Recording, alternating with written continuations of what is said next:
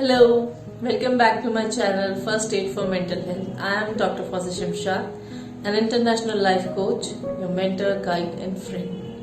तो आज हम इस चीज को समझने की कोशिश करेंगे कि किस तरीके से इमोशंस हमारी बॉडी को इम्पैक्ट करते हैं, फिजिकल हेल्थ को इम्पैक्ट करते हैं।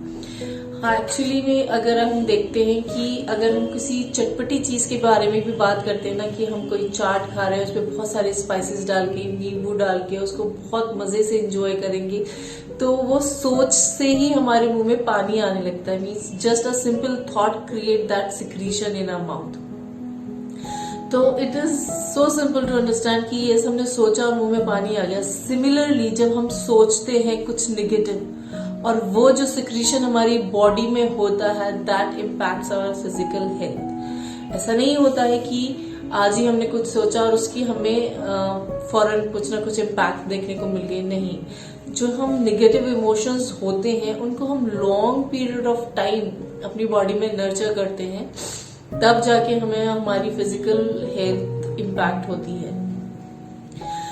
क्योंकि ऐसा नहीं होता कि आज हमने कुछ बोला और हमें फौरन उसको मैनिफेस्ट कर दिया। नहीं, आपने देखा होगा कि बहुत सारी रिलेशनशिप्स ऐसे होते हैं कि जहां हम हर्ट हो जाते हैं, लेकिन we are not able to express that emotion, we suppress that emotion and that creates the problem. And when we do this for a long period of time, जब हम वही काम बार बार काफी लंबे टाइम के लिए करते रहते हैं, तो हमारी सेहत पे उसके असरात दिखने शुरू हो जाते हैं। फॉर एग्जाम्पल कि अगर कोई हस्बैंड वाइफ का रिलेशन है, बहुत अच्छा है, मदर इन लॉ बहुत अच्छी है, सिस्टर इन लॉ भी कोऑपरेटिव है, but there is a little difference in their financial condition of husband and wife, and you back of the mind this things is with you also.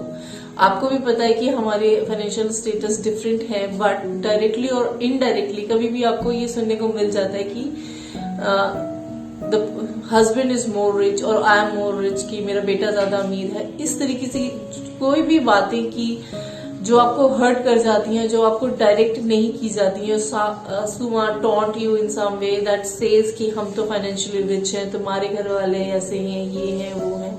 तो बहुत सारी situations में हम पलटकर जवाब नहीं दे पाते, लेकिन उस गुस्से को हम अंदर ही अंदर पीते हैं, क्योंकि अंदर तो हमारे वो सेल्फ टॉक चलनी शुरू हो जाती है ना, कि आपको क्या पता, हमारे घर का तो स्टैंडर्ड ये है, वो है, हम ये भी कर सकते हैं, वो कर सकते हैं, यहाँ ये नहीं है, वहां नहीं। बट आप ये सारी बातें उनसे नहीं कहते हैं, ये गुस्सा आप अपने अंदर चलाते हैं। And the more you do that, the more you create that. Means वो इमोशन जितना आप अपने अंदर चलाते हैं, उतना आपकी बॉडी में सिक्रीशन होता है, उतनी आपको परेशानी होती है, आपको गुस्सा आता है, आप पी जाते हैं और उसको वहीं सप्रेस कर देते हैं। तो वो सप्रेशन जब बार बार बार बार बार बार होता है, तो वो बहुत बड़ा हो जाता है। ऐसा नहीं है कि कोई एक बार डायलॉग हुआ और आपका गुस्सा ट्रिगर हुआ, नहीं।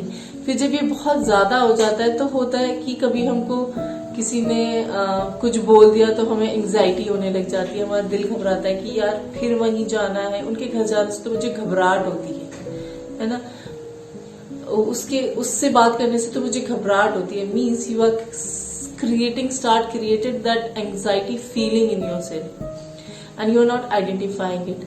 तो और जब ये सारी चीजें आपकी बॉडी में होने लग जाती है, तो और जो स्टिमुलस होते हैं आसपास की सराउंडिंग में, तो वो आपको इम्पैक्ट करने लग जाते हैं, तो वो सेम वे में आपकी इमोशंस को हर्ट करने लग जाते हैं। फॉर एग्जाम्पल, जब हम डिप्रेशन में जाते हैं, डिप्रेशन का सोल रीजन होता है कि आप बहुत ज्यादा अकेला फील करते हैं, you find no one to talk to, आप अपनी फीलिंग्स किसी को नहीं बता पाते हैं, और कोई एक ऐसा इंसिडेंट हो जाता है कि आप डिप्रेशन में चले जाते हैं। बट वो एक इंसिडेंट नहीं रिस्पॉन्सिबल होता है उस डिप्रेशन के लिए, क्योंकि वो फीलिंग जो होती है ना, लोनलीनेस की, आपने बहुत टाइम पहले से पाली होती है अपने अंदर, कि आप तो मुझे समझती नहीं है, ये तो मुझे समझता नहीं है, कोई मुझे प्यार नहीं करता।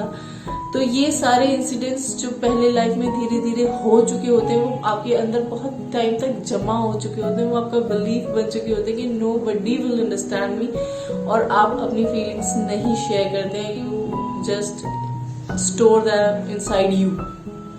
और one single failure, or one single rejection just create that, just trigger that depression, और हम डिप्रेशन में चले जाते हैं. तो these things you need to check कि कहीं मैं अपने माइंड में ये ख्याल पाल तो नहीं रही हूँ कि मैं बहुत अकेली हूँ, या कहीं मैं उन गुस्से को अपने अंदर पाल तो नहीं रही हूँ कि ये लोग तो मुझे समझते नहीं है, मैं एक दिन ये कह दूंगी, एक दिन वो कह दूंगी. मतलब आप सामने वाले से तो नहीं कह रहे, लेकिन आप अपने अंदर वो गुस्सा पाल रहे हैं. तो you are actually hurting your body. So be aware of that कि this is harming you, no one else. अगर आप गुस्सा एक्सप्रेस नहीं कर रहे तो उसको सप्रेस भी मत कीजिए. अगर आप रिजेक्शन एक्सप्रेस नहीं कर रहे तो उसको स्टोर भी मत कीजिए. अगर आप लोनलीनेस एक्सपीरियंस कर रहे हैं तो टॉक अबाउट इट. लोगों को बताइए कि आई फील निग्लेक्टेड, आप मुझसे बात नहीं करती हैं, बीइंग अ मदर, पेरेंट और फादर और anyone, whatever it is. So be conscious about that. This is the need to be concern about it. So kindly check my videos for next information about how these emotions impact our body. Thank you. Bye.